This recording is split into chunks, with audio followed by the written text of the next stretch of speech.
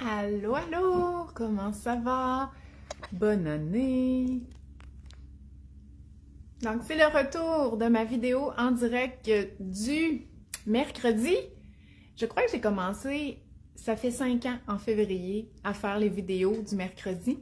Donc, à part l'été, puis pendant les vacances, je pense que je suis pas mal assidue. Donc, je vais attendre que vous joigniez à moi et on va parler du repas au centre de la table. Ouais, déjà 3 personnes. Donc, qui a suscité beaucoup de questions. En fait, vous savez hein, que j'utilise cette technique-là au quotidien chez moi. Donc, de mettre tous les aliments au centre de la table en libre service. Il y en a beaucoup que ça intéresse, il y en a qui ont essayé, il y en a qui ont des questionnements, il y en a qui sont pas à l'aise. Donc, je voulais vous en parler et ça, c'est toutes les questions que vous m'avez posées sur Facebook et Instagram et je vais essayer d'y répondre. Donc, dites-moi allô, je veux juste être certaine que vous voyez mes commentaires. Donc, asseyez-vous confortablement avec bébé, si vous avez un petit bébé toute seule avec votre café, si vous n'en avez pas. Et on va commencer. Juste que quelqu'un me dise allô. Ouais, Julie était la première. Donc, allô Julie. Fait qu'on va commencer. Super! Donc, c'est la nouvelle année. On prend des fois des résolutions. Je vais en parler la semaine prochaine, OK? Avec la liste des résolutions dont vous m'avez parlé, qui ont vraiment pour thème cette année, contrairement à l'année passée. L'année passée, il y avait beaucoup de résolutions qui parlaient d'environnement, OK? Manger moins de viande, moins gaspiller, nanana. Et là, je ne sais pas c'est quoi qu'il y a dans l'air, mais cette année, vos résolutions, c'est vraiment beaucoup de temps pour soi, temps pour le couple, temps de qualité avec les enfants. Fait que, en tout cas, je sais pas qu'est-ce qu'il y a dans l'air. On va parler de ça la semaine prochaine. Mais là, cette semaine, ça a peut-être rapport un petit peu avec les résolutions. Hein. Les résolutions, moi, j'aime ça dans le but de toujours aller de l'avant, essayer de changer des choses, essayer des nouvelles affaires. Et le repas au centre de la table, ça pourrait être quelque chose qui est intéressant d'essayer. En fait, pourquoi moi, puis plusieurs, Mélanie aussi, on en parle souvent, c'est que ça peut vraiment vous aider à avoir des repas en famille qui sont plus faciles, plus relax. Puis c'était pas le cas pendant mes vacances parce que moi, quand je pars en vacances, je pars chez des gens, OK? Donc, dans ma belle famille, dans ma famille. Là, je l'ai moins remarqué à Noël parce que les repas sont un peu différents. Mais l'été, à toutes les fois que je reviens chez nous et que je recommence à faire le vrai repas au centre de la table en libre-service, j'ai l'impression de relaxer parce que on dirait que quand je reviens à des repas plus l'assiette déjà faite ou tout ça, avec un peu de tout dans l'assiette, je sens comme une espèce de tension au niveau du repas. Fait que c'est vraiment dans le but de vous aider. J'ai rien à gagner que vous faites ou pas le repas au centre de la table, mais tu sais, quand vous me demandez comment tu fais pour avoir des repas relax, moins stressants, comment tu fais pour faire la routine du soir continuellement, toute seule parce qu'il y en a que l'autre parent, ben, il travaille puis il arrive plus tard et tout ça, ben j'essaie de vous donner mes trucs. Mais en fait, c'est que j'essaie de maximiser tout ce qui me demande le moins d'effort. OK? Et le repas au centre de la table, c'est pour ça que je l'ai commencé. Il y a plein d'avantages côté nutrition à faire le repas au centre de la table en libre service. Je vais vous en parler. Mais moi, j'ai jamais eu de problème de nutrition avec mes enfants. Les 4 sont différents, sont toutes pas pareilles dans la façon qu'ils mangent. Il y en a qui mangent plus, il y en a qui mangent moins, mais c'est vraiment leur personnalité et tout ça. Mais j'ai pas de problème comme tel d'alimentation. Mais moi, ce qui me tannait du repas le soir, c'était de me lever continuellement, OK? Donc, moi aussi, je faisais les assiettes comme tout le monde. Dans le temps, Annette, elle avait 2 ans et la minute que moi, je m'assoyais pour manger, ben, il fallait que je me relève parce que la plus grande avait fini puis elle en voulait encore. Puis moi, là, puis ça, des fois, les mamans, ils s'oublient beaucoup, là, mais moi, là, non. C'est quand je m'assois pour manger, là, regardez, laissez-moi tranquille. J'ai fait le souper, j'ai fait un bon souper, j'ai envie de le manger, j'ai faim, j'ai plus envie là, de vous servir puis tout.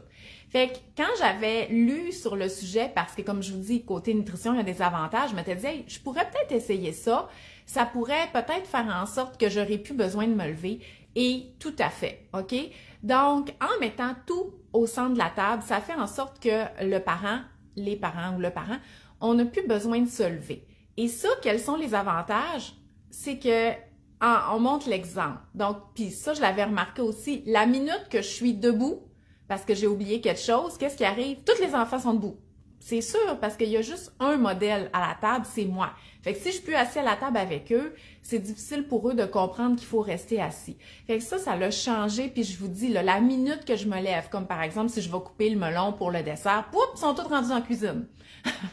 Puis c'est difficile de leur dire « Allez vous asseoir! Allez-vous-en! Allez vous asseoir! » Parce que moi, je suis pas assise à la table.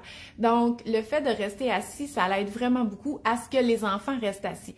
Et ça, c'était une interrogation que j'ai eue aussi. Comment s'assurer que l'enfant, il reste assis? Mais en fait, ça n'a pas vraiment rapport avec le repos au centre de la table. Mais juste pour vous dire, si le parent est tout le temps debout, vos enfants, ça va être plus difficile de rester assis.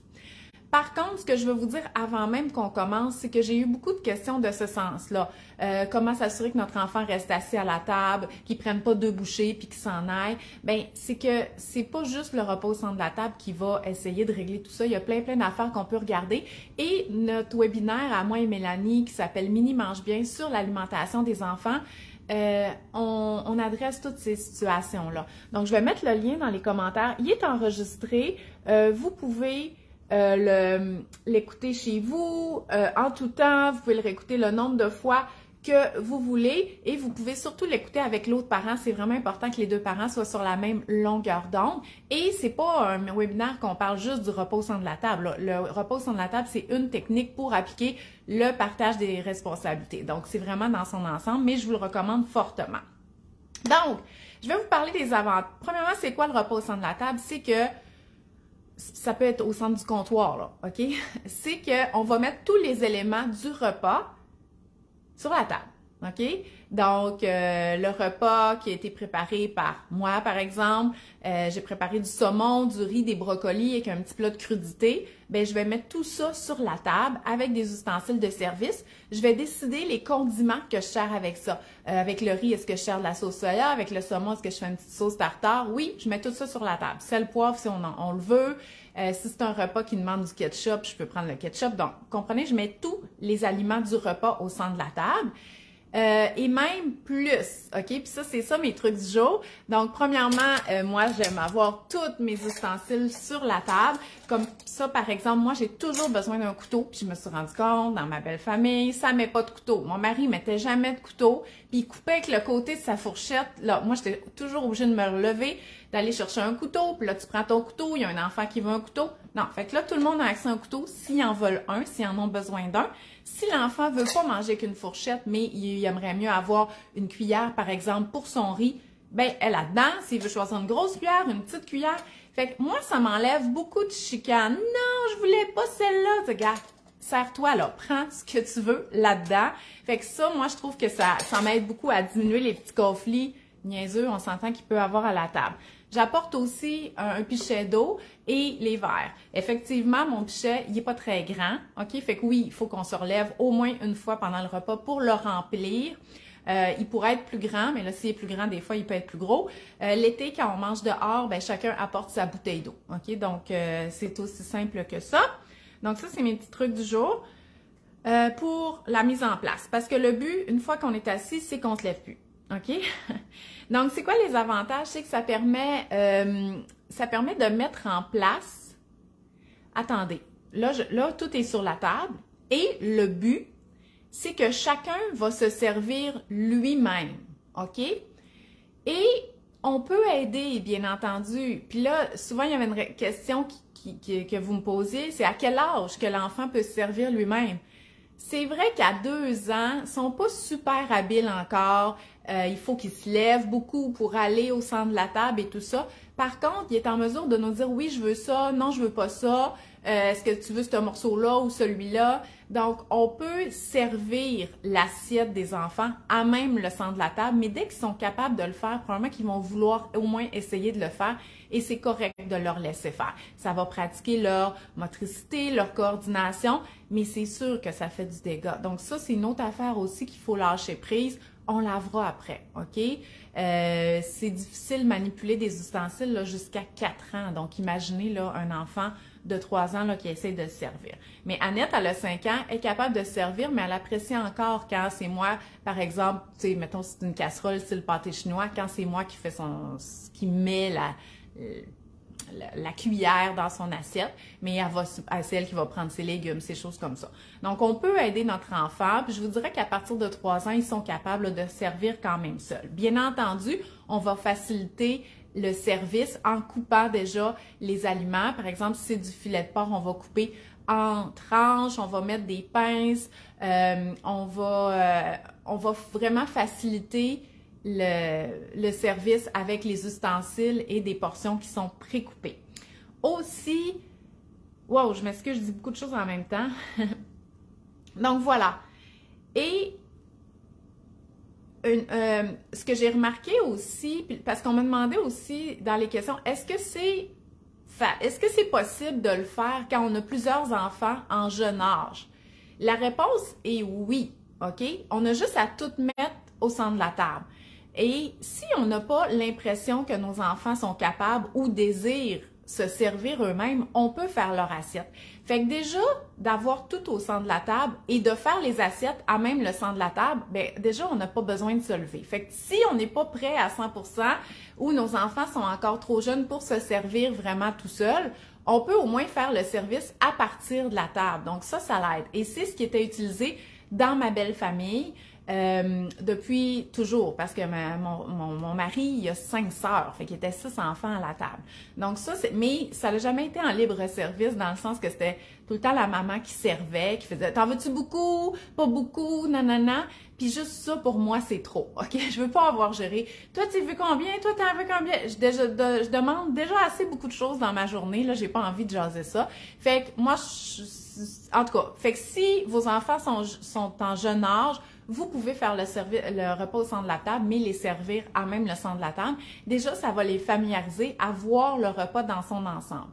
Et même si vous avez un bébé en DME, donc on s'entend, là, il est assis, il est attaché dans sa chaise, là, il n'est pas capable de se servir, bien de voir qu'on fait son assiette à même le repas, la nourriture qui est sur la table, et qu'on fait notre assiette aussi à même cette nourriture-là, il va comprendre qu'on mange la même chose.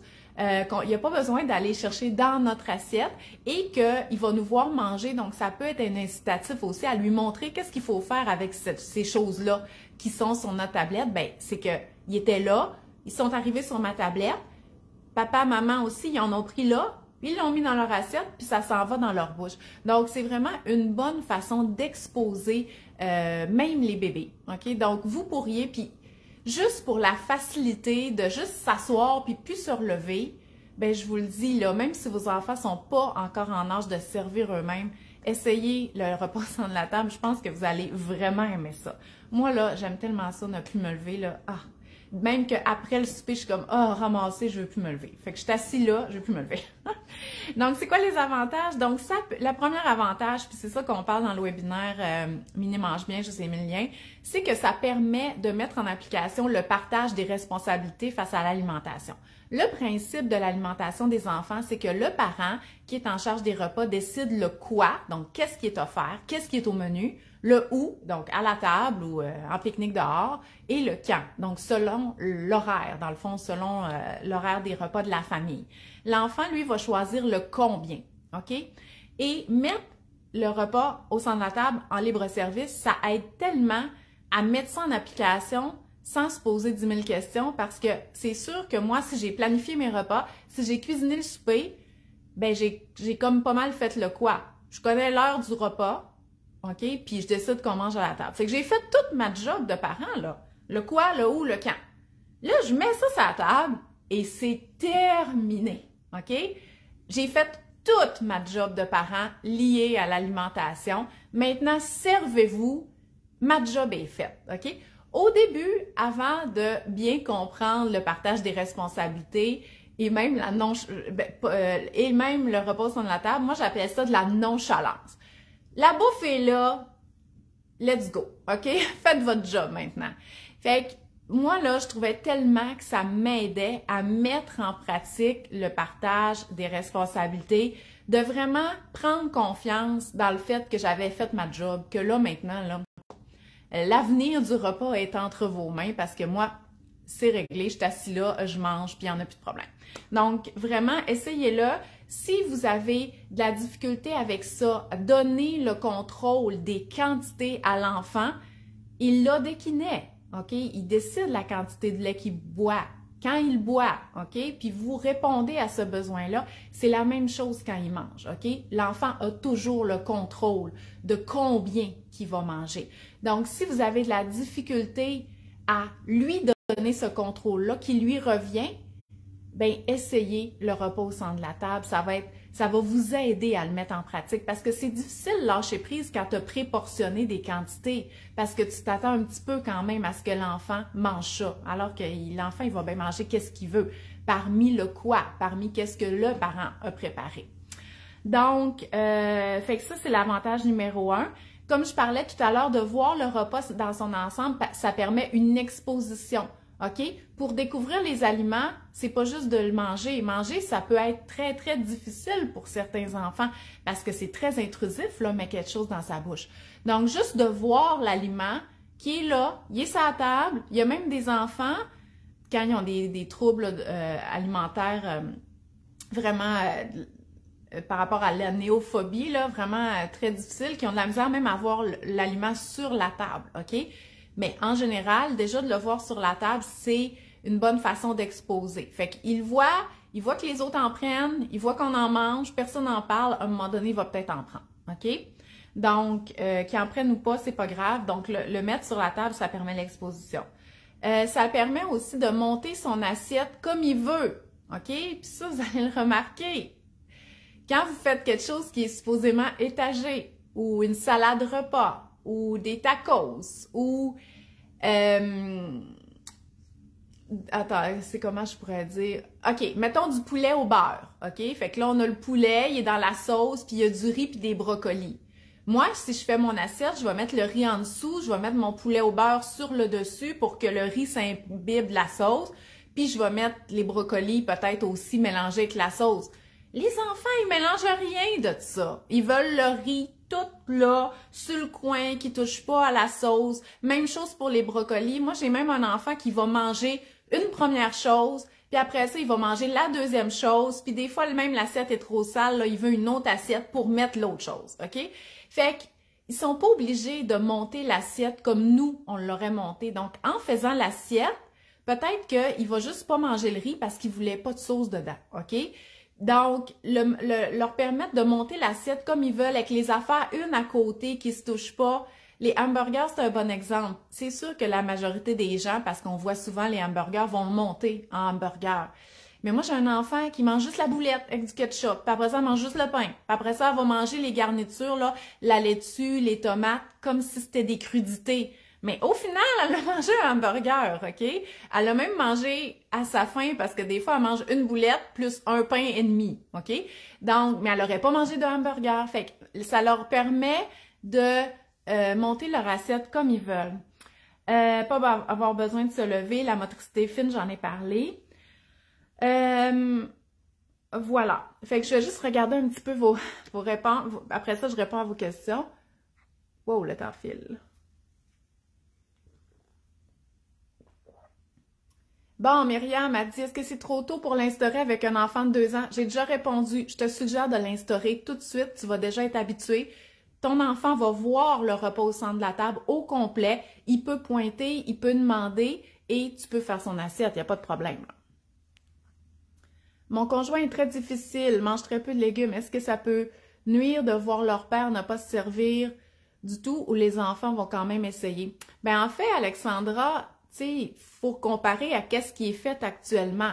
Si toi, tu fais l'assiette de ton conjoint puis qu'il mange pas de brocoli, ben j'imagine que tu ne mets pas de brocoli dans son assiette. Fait que ça va être exactement la même chose à la table. Lui aussi, il a le droit de pas en prendre, OK? C'est sûr que les enfants apprennent par l'exemple. Fait que ce qu'il pourrait faire, il pourrait s'en mettre un dans son assiette puis rien dire, OK? Les enfants vont peut-être pas remarquer qu'il ne mangera pas. Puis justement, ça va passer plus free un petit peu, là, OK? Dans le sens qu'il va se monter une assiette avec un petit peu de tout, selon ses préférences. Et si on fait pas de commentaires, bien entendu, parce que là, une fois que tout le monde mange son assiette, ben, en fait, dès qu'on est assis à la table, on parle plus du repas, c'est le moment de leur poser des questions, comment a été ta journée et tout ça. Faut commencer, OK? Ah, moi, ma journée a bien été, j'ai parlé à telle personne, il est arrivé, puis après ça, il commence et tout ça.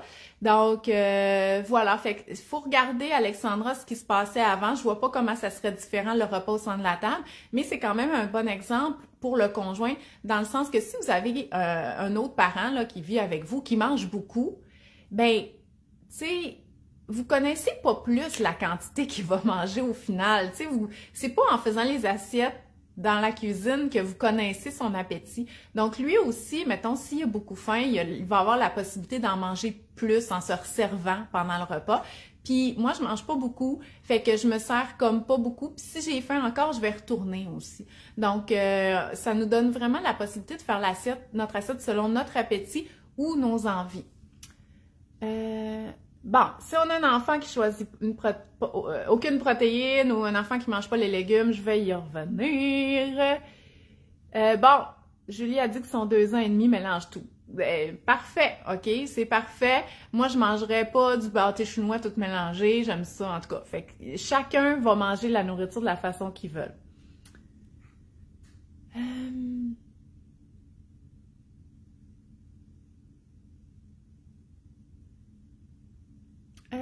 Là, pourquoi ça parle de lait? OK, parce que j'ai parlé de l'eau. On sert l'eau, OK? C'est l'eau qui hydrate pendant le repas. Le lait, ça peut être un breuvage, mais c'est pas de l'eau, OK? C'est pas un breuvage hydratant du lait, c'est un aliment, mais qui est sous forme liquide.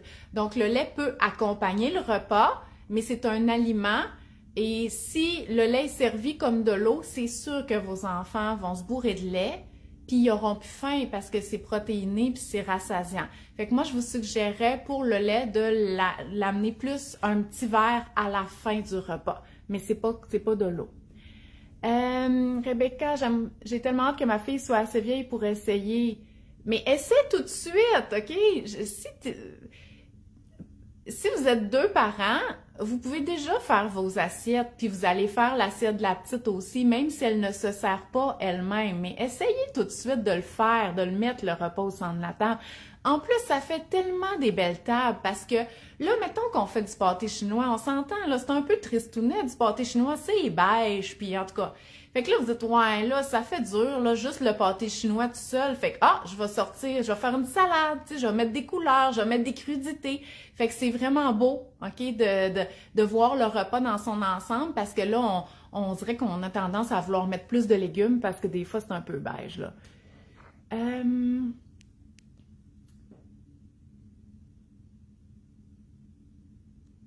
Bon, là, il y a quelqu'un qui est une femme mariée, super. Bon, pour les repas réchauffés, c'est plus difficile les portions. Oui, Anne, c'est une bonne idée. Mettons qu'on a un souper de reste, comment qu'on peut le faire? Ben en fait, on pourrait faire juste mettre un plat de crudité sur la table et au comptoir, on appelle les enfants puis on leur demande qu'est-ce qu'ils veulent manger. Fait qu'ils vont faire leur propre assiette ou on peut leur faire puis on fait chauffer dans le micro-ondes. Fait que oui, chacun va avoir son assiette, mais on va avoir la possibilité de manger les crudités là à même le centre de la table. OK, si mon enfant a beaucoup de difficultés avec la viande protéine, je le laisse se servir seulement des autres aliments offerts. Oui, OK, là, je vais répondre à ça. Je voulais juste voir, là, j'ai du spam, ça perd les popettes. OK. Karine a dit, je pense que ce qui m'inquiète, c'est le manque de place. Effectivement. Puis, tu sais, ça n'a pas besoin d'être rond, là. Tu sais, moi, c'est ça. Moi, j'ai une table rectangulaire. Donc, c'est sûr que souvent, le riz est là, puis l'eau est là, puis les condiments sont là. Mais c'est là que on apprend à se parler. OK? Puis, on apprend la politesse. Est-ce que je pourrais avoir le riz, s'il vous plaît? Est-ce que je peux avoir le pichet d'eau, s'il vous plaît? Est-ce que je peux prendre le reste du riz? Est-ce qu'il y a quelqu'un d'autre qui veut du riz? OK? Donc, ça, c'est une question. Bon, fait que là, je vais répondre à vos questions. Là, maintenant, le repas est au centre de la table. Arrêtez de me spammer, ça me déconcentre. Le repas est au centre de la table. Là, maintenant, mettons que vos enfants sont en âge de... Ben, en fait, là, attendez, avant même de se rendre au centre de la table, quand vous faites vos assiettes, quand vous faites les assiettes aux enfants, mettons que vous ne faites pas le repas au centre de la table, vous faites les assiettes. Vous mettez probablement un petit peu de tout. Mais quand on applique le partage de responsabilité, vous comprenez, là, le combien revient à l'enfant. Fait que même si vous y avez mis du saumon dans son assiette puis qu'il ne mange pas, vous n'avez rien à dire là-desdessus. Fait que c'est pas différent le repas au centre de la table, c'est juste qu'il en mettra peut-être pas dans son assiette, OK? Et il y a eu un... Ouais, OK. Donc voilà. Fait que je vais commencer par une question qui m'a été posée, c'est des trucs pour commencer, OK? Parce que maintenant, vous ne faites pas le repas au centre de la table, par quoi qu'on peut commencer? Premièrement, je vous suggérerais de l'essayer au déjeuner. Comment? C'est en mettant les garnitures sur la table. Beurre de pinot, confiture, fromage, les céréales, le lait, OK, les fruits. Mettez les affaires du déjeuner sur la table, puis faites les toasts, mettons, puis distribuez les toasts à tout le monde, puis laissez-le gérer leur déjeuner. Déjà là, ça va leur permettre d'être autonomes, de choisir qu'est-ce qu'ils mettent sur leur toast, de prendre ou pas du lait, de prendre ou pas un fruit, de manger des céréales ou une toast. Fait que essayez peut-être de le faire au déjeuner. Puis ça a l'air vraiment anodin, mais quand j'ai commencé à sortir avec Jean-François, tu sais, ces enfants, ils ont le même âge que mes deux du centre, OK? Fait que mettons 10 puis 7, là. Non, là, c'est 10 et demi puis 8, OK? Mais mettons, il y a un an, c'était 7 et 9. Ouais, c'est ça, 7 et 9.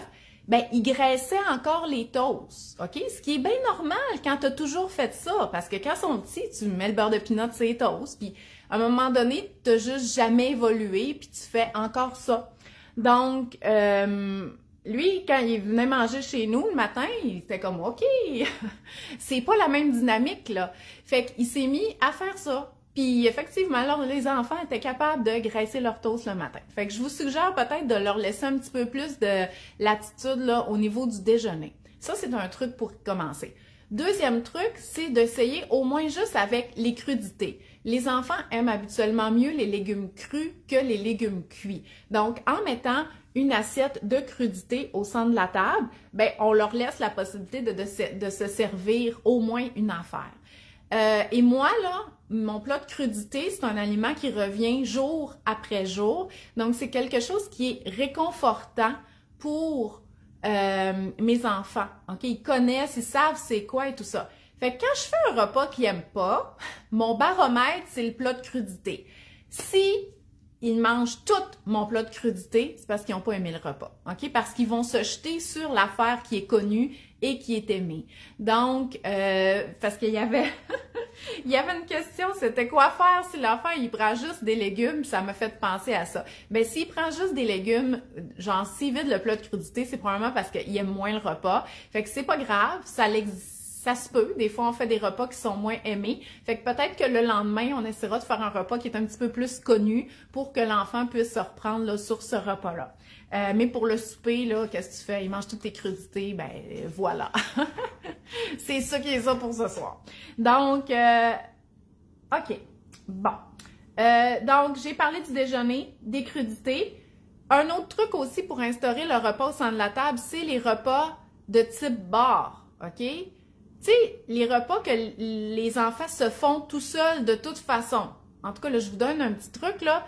Si vous faites les hamburgers de vos enfants, vous dites, tu veux-tu du ketchup, tu veux-tu de la relish, tu veux-tu de la mayo, tu veux-tu une salade? Faites plus ça, OK? Vous gérez déjà assez pas mal d'affaires dans votre journée. Ils monteront leur hamburger tout seuls, OK? Ils sont capables de se mettre du ketchup, puis surtout si vous avez des affaires qui squeeze, ils vont être bien contents. Fait que les choses que on fait habituellement nous-mêmes à notre assiette, les tacos, les hamburgers. Bon, là, faites peut-être pas ça, mais moi, c'est un dépanneur par excellence. Les rouleaux de printemps, OK? Ça, c'est vraiment les repas au centre de la table parfaits parce que là, de toute façon, c'est chacun qui fait son affaire, OK? Donc, mettez toutes les garnitures au centre de la table puis laissez chaque personne se monter l'affaire comme il veut. Comme je vous dis, le hamburger, il n'y a pas besoin d'être monté comme un hamburger pour manger. Le rouleau, les enfants, ils font n'importe quoi. Ça a l'air à juste des gros motons. de pâtes, de riz et tout ça, mais ils sont contents parce que là, il y a plein d'affaires. Les tacos, des fois, ils mettent juste du fromage, mais ils vont manger la salsa avec la coquille. En tout cas, peu importe la façon qu'ils mangent ça. Fait que les repas de type bar, à monter chacun dans son assiette, c'est vraiment une bonne façon de débuter le repas au centre de la table. Puis la dernière, c'est sûr que les plats en casserole, comme le pâté chinois, comme des pâtes gratinées, qu'on a juste besoin de pré-couper, puis de servir une cuillère, puis un plat de crudité à côté, ben c'est facile. Là. On met ça sur la table, là, puis chacun peut se servir là, sans problème. Donc, ça, c'était mes 3 trucs pour commencer. Là, maintenant, on va parler des petites questions que vous avez dans le sens que, bon, qu'est-ce qu'on fait si il prend pas de légumes? Qu'est-ce qu'on fait si il mange pas la protéine?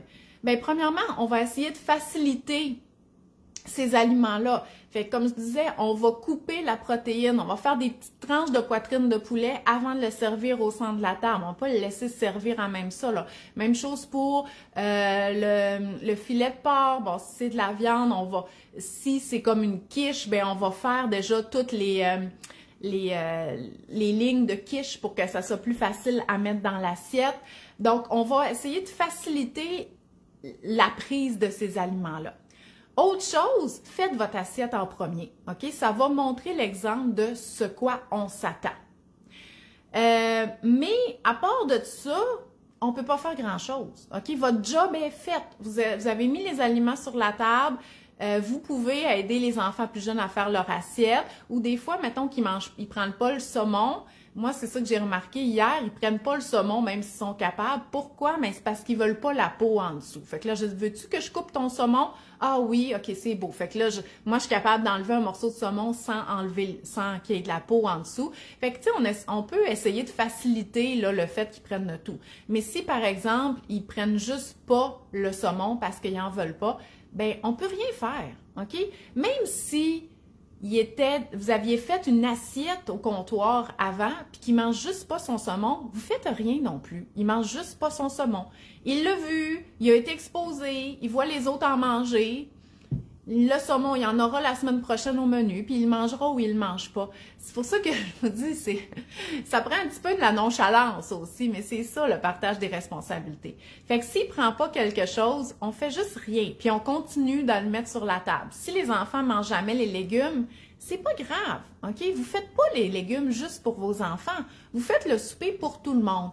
En fait, vous devriez faire le souper en premier lieu pour vous. Mettons que c'est vous qui cuisinez. La personne qui cuisine, c'est vraiment important qu'elle apprécie le repas parce que c'est elle qui va montrer l'exemple, OK? Donc, moi, là, je fais pas juste des repas que les enfants aiment parce que j'ai pas envie de manger ça. Moi, là, le tofu Général Tao, je suis tellement tannée de manger ça, j'en fais pas, parce que ça me plaît pas. Je le sais que les enfants aiment ça, puis c'est aimé, mais c'est moi qui cuisine, je vais toujours bien faire des choses que j'aime. Fait que ça aussi, c'est une question que vous avez souvent. Ah, pourquoi tes enfants, ils mangent tout ça? Ben, c'est parce que c'est ça que je fais à manger, parce que la personne qui cuisine, c'est moi, donc il faut que ça me plaise, parce que pour tous les efforts que je mets là-dedans, faut pas que ce soit pour quelqu'un d'autre, parce que moi, j'abandonnerais, là, OK? Il faut vraiment que moi, ça me plaise, puis que je ressens du plaisir là-dedans. L'autre question, c'était quoi faire s'il prend juste un élément? Par exemple, le riz. OK? Fait que si votre enfant se fait une montagne de riz, puis où il mange tellement juste le riz que vous n'avez même pas le temps de vous resservir du riz, qu'il l'a tout mangé, bien là, c'est pas qu'on veut le contrôler sur la quantité, mais il faut qu'il apprenne le partage puis la politesse. OK? Vous n'avez pas besoin de faire, tu sais, si vous avez 2 enfants, là, 2 tasses de riz sec, c'est bien en masse, puis vous allez en avoir pour un autre repas, là, OK? Donc, vous n'avez pas besoin de faire plein de riz juste au cas où que votre enfant mange juste du riz, OK? À un moment donné, il y a une limite, là, normale à la quantité que vous décidez de faire, OK? Comme par exemple, si vous faites des hamburgers, vous êtes 4, ben vous pourriez faire 8 à 10 hamburgers, ou ça dépend de si vous avez des ados qui, qui font bien du sport, là, mais tu sais, vous évaluez le nombre de hamburgers qui est humainement possible de manger selon l'appétit de chacun. Après ça, il n'y en a plus, là. OK? Fait que vous n'avez pas besoin de faire une quantité astronomique de nourriture juste au cas où. Fait que si on voit que le plat de riz commence à descendre pas mal, puis qu'il y a juste à peu près une personne qui en mange, ben on peut dire, hey, attends un peu, là. OK? C'est pour tout le monde, le riz. OK? C'est important que chaque personne ait la possibilité de se servir du riz et d'en reprendre s'ils ont encore faim pour en manger. Donc, avant de finir le plat de quelque chose, demande. Est-ce qu'il y a quelqu'un qui veut le dernier morceau de pizza? Non? Ah oui, toi, ok, est-ce qu'on peut le couper pour partager? Donc, c'est vraiment une façon d'apprendre le partage et non pas de contrôler, ok? Et si on a un enfant qui a tendance à mettre beaucoup de nourriture dans son assiette au début, on peut lui dire « Hey, t'as pas besoin de remplir ton assiette comme ça. La nourriture, elle reste là, ok? Tu pourras en remettre tantôt. C'est pas... il n'y a pas de stress là, ok?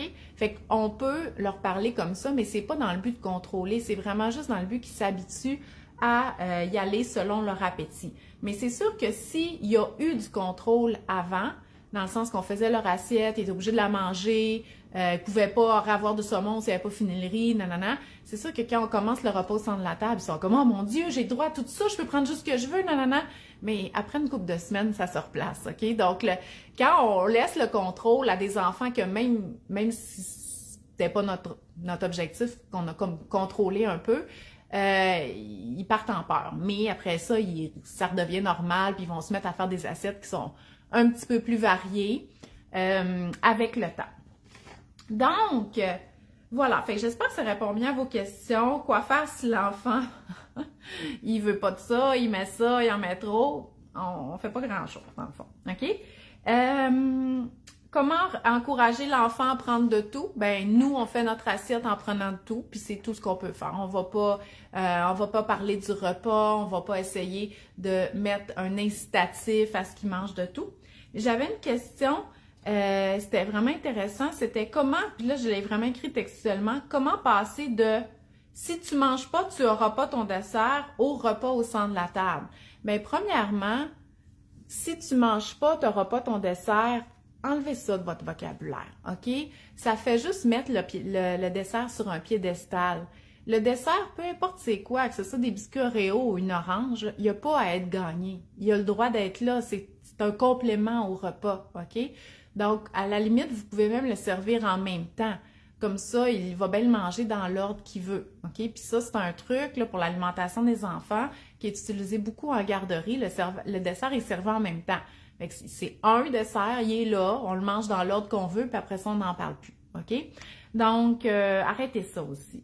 Parce que, rappelez-vous, quand vous étiez jeune, si c'était ce qui était dit à la maison, ce que vos parents vous disaient, si tu ne manges pas, tu n'auras pas ton dessert, c'est quoi maintenant, là, en tant qu'adulte, la relation que vous avez avec les aliments?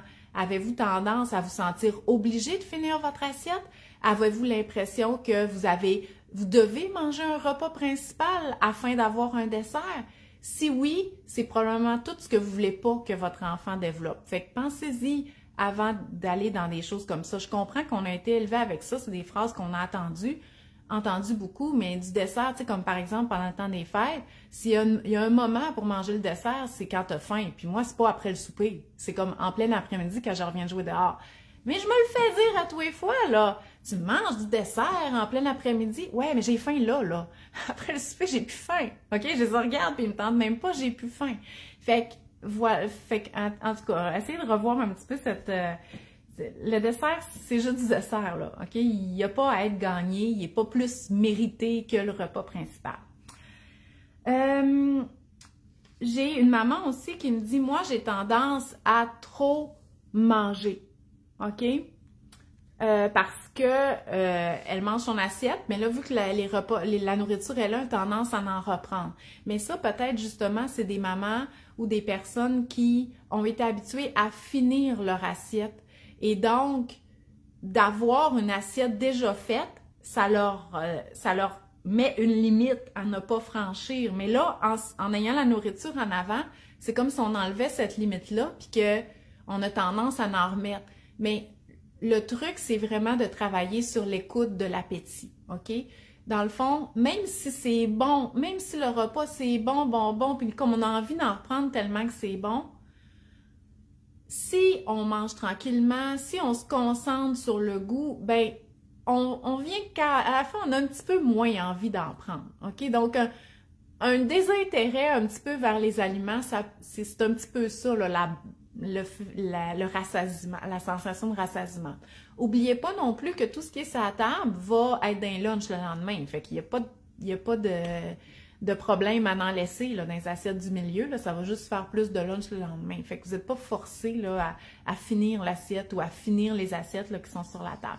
Mais c'est sûr que d'avoir accès à la nourriture en avant, ben il faut vraiment se questionner. Est-ce que j'ai encore faim? Est-ce que j'en veux encore? Est-ce que... Puis en même temps, c'est pas grave. Tu sais, moi, j'ai fait des super bonnes patates, puis j'aime ça, le fromage qui est tout grillé autour.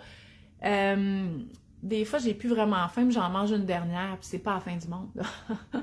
Fait que c'est ça, c'est... mais c'est un travail à réapprendre, effectivement. Donc, j'avais aussi une question, le top 3 des meilleurs repas. Je vous ai donné mes trucs pour commencer, mais je vous ai parlé des repas de bar, rouleau de printemps, tacos, hamburgers, moi ça c'est quelque chose qui revient souvent. Les casseroles, mais aussi les repas sur la plaque, ok? Les repas sur la plaque, par exemple le filet de porc, tous les légumes grillés qu'on met directement sur la table avec les sous-plats, ben c'est un repas qui est le fun au centre de la table parce qu'on voit le repas dans son ensemble. Une autre question que j'avais, puis ça a rapport aussi avec les casseroles puis les plaques, c'est comment faire pour pas que les enfants se brûlent, ok? Puis ça, là, vous allez adorer ce truc-là, c'est que vous attendez avant de les appeler, ok? Parce que vos enfants, ça se pourrait qu'ils ne soient pas capables de rester 10 minutes assis à la table sans vouloir s'en aller ou se mettre à bouger ou se mettre à chicaner. Même que 5 minutes, ça peut être limite. Fait qu'imaginez si vous les appelez avant que la table soit faite, on a déjà perdu les 5 minutes de calme qu'il y avait là, ok? Fait que dressez votre table au complet, ok? Les plats chauds, regardez, qu'est-ce qui manque? Il manque une trempette avec les crudités? Voulez-vous de la sauce piquante? Avez-vous vos ustensiles, les verres d'eau puis tout? Puis après ça, allez chercher vos enfants. Le temps qui arrive, qu'ils se lavent les mains, vos plats, ils seront plus chauds, ok? Puis si vous trouvez que c'est pas plus assez chaud pour vous, vous remettrez dans le micro-ondes, c'est pas grave, ok? Mais attendez avant d'appeler vos enfants. Puis ça aussi, c'est quelque chose que quand je vais manger ailleurs, puis qu'ils appellent les enfants, quand le repas est prêt dans 5 minutes, ben là, c'est sûr que la minute qu'ils sont assis à table, c'est le bordel parce que le 10 minutes qu'il y avait de calme pour manger, ben il a été passé à attendre que le repas soit sur la table, ok? Fait qu'appelez vos enfants juste quand le repas est prêt, ça va avoir le temps de refroidir. Marie-Christine a dit « J'ai peur des déséquilibres au niveau des différents aliments qui restent à la fin du repas. » Bon, je vois pas au complet, mais je te comprends. Si tu dis, par exemple, il reste juste du filet de porc ou il reste juste du riz, ben c'est là que le lendemain, il faut faire des petits exercices de réinventer les restes. Fait que s'il reste juste du riz, ben congelez-les, puis vous ferez un sauté, là, peut-être la semaine prochaine ou à la fin de la semaine avec le reste de filet de porc puis le reste de légumes cuits, ok? Le sauté, là, du jeudi, là, moi, ça me permet de passer tous les petits restes qui n'ont pas de rapport tout seul, mais que je pourrais recréer un repas. Fait que ça va être juste de réinventer ces restes-là. S'il manque, mettons, il n'y a plus de protéines puis qu'il y a juste des féculents, ben le lendemain, on pourrait faire une frittata avec le reste de patates ou un sauté avec le reste de riz ou de quinoa ou de nouilles. Mes enfants restent dans nos pattes pendant toute la préparation. Là, ça n'a pas nécessairement rapport avec le repas au centre de la table, mais les enfants, ils ont faim, hein, quand ils reviennent de l'école ou de la garderie, s'il est 5 heures, fait que c'est s'assurer de planifier soit des repas qui sont rapides ou qui sont juste prêts à réchauffer pour manger le plus tôt possible. Et pendant la préparation du repas, ça serait bien de leur donner accès au comptoir et de leur faire des petites tâches comme couper des affaires et couper des crudités, faire la trempette, laver les légumes. Puis ça se peut qu'ils mangent, ok, des éléments du repas pendant la préparation, puis c'est correct, ok? C'est encore une fois un souper déconstruit. Bon, je trouve ça difficile de limiter mes enfants pour la quantité de fruits à manger au repas. J'ai tendance à laisser quantité X. Ben en fait, Marie-Christine, le fruit, mettons que c'est le dessert, tu n'en mets juste comme, mettons que c'est une pomme, ben ça n'a pas de rapport, c'est dégueu, là, une pomme en dessert. Mais tu sais, mettons moi, là, mettons pour mes 4 enfants, je vais couper 2 mangues. OK? Fait que là, mettons, le dessert, ça va être une demi-mangue par enfant. C'est tout. Il n'y en a plus après ça, là. c'est pas... Faut vraiment pas plus se compliquer la vie que ça. Mon enfant mange toute son assiette, puis son dessert. Parfois, elle a encore faim. elle demande une autre portion de dessert. Non, OK? Le dessert, c'est juste un. Parce que, étant donné notre préférence naturelle pour le goût sucré, même si c'est des fruits et tout ça, oui, on pourrait se nourrir que de dessert. Moi, je serais bien contente de me nourrir juste de dessert, OK? Mais c'est comme un, puis s'ils ont encore faim, ils peuvent retourner à leur repas principal. C'est correct, là, OK? Même, mettons qu'ils mangent leur demi-mangue en premier, mais après ça, ils reprendront du riz, là, s'ils ont encore faim. OK, il y a beaucoup de commentaires, fait que j'ai peur d'en perdre un peu, là.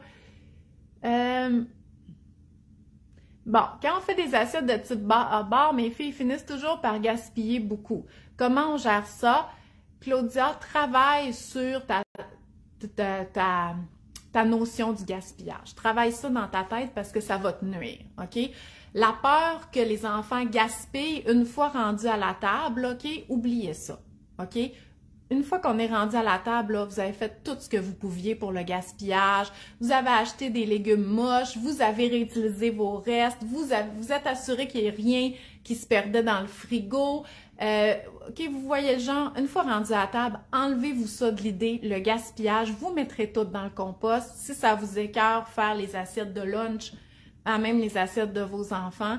Mais c'est parce que toutes les actions que vous allez faire ou que vous allez dire à vos enfants pour éviter le gaspillage, ils vont en fait avoir un impact sur vous qui contrôlez la quantité que l'enfant y prend, OK? Fait que essayez juste d'oublier ça, l'idée du gaspillage, une fois qu'on est rendu à la table.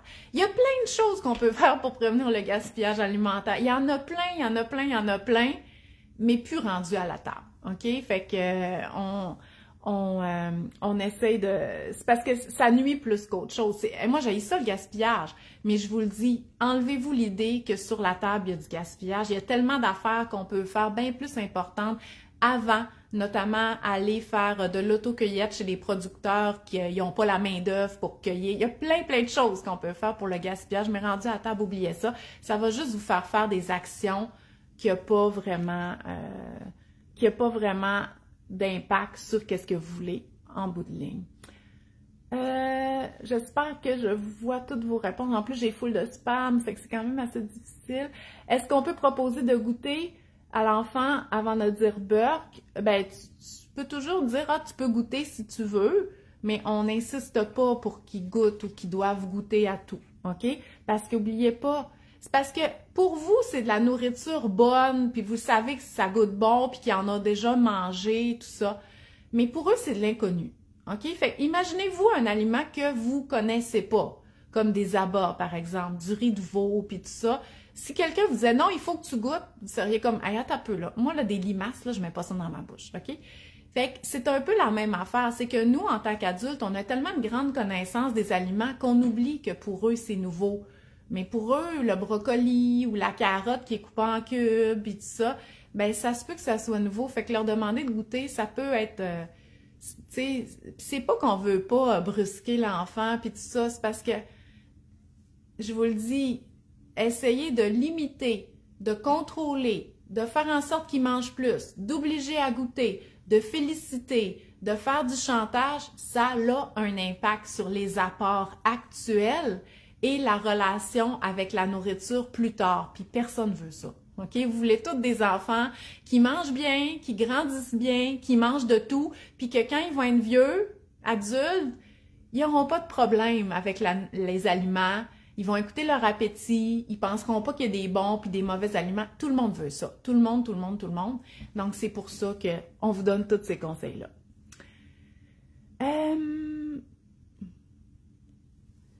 Est-ce que demander de prendre une plus petite portion et de se resservir si on en veut? Oui, oui, on peut dire ça, tout à fait. Tu peux dire, Marie-Pierre, tu peux dire, oh, t'en mets beaucoup dans ton assiette, oublie pas, il faut que tout le monde se serve.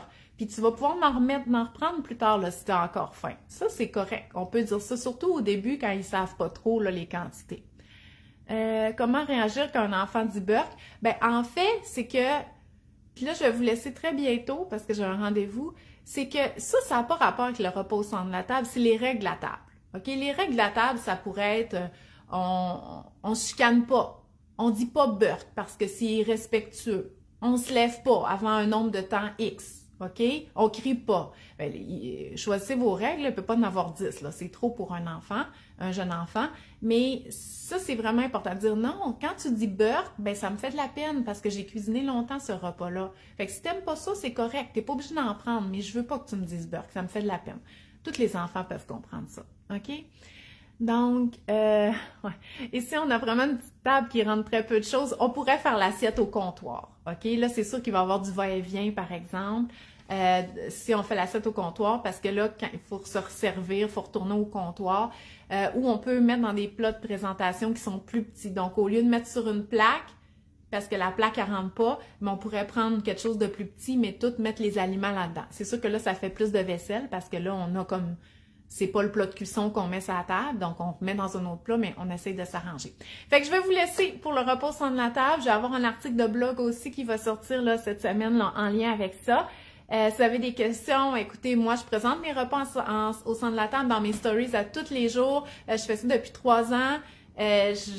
Pour moi, ça me facilite tellement la vie, là. Je voudrais juste que vous ayez des repas aussi pas compliqués que les miens. Fait que sérieusement, je vous le suggère. Donc, voilà. Et Isabelle, t'as une dernière question. Dernière question.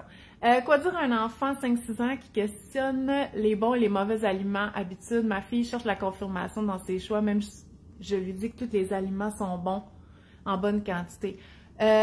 Isabelle, continue de dire ça, d'avoir ce discours-là, mais essaye de savoir d'où que ça vient, parce que ça vient de quelque part, là. Si c'est pas toi qui catégorise les aliments en bons ou mauvais, il y a quelqu'un à quelque part qui le fait. Fait qu'essaie de voir c'est quoi la source, puis peut-être aller voir à la source pour que ça soit arrêté de fait. Donc, je vous laisse là parce qu'il faut vraiment que je m'en aille. Fait que je vous souhaite une belle journée, puis on se revoit à tous les jours en story. Bye bye!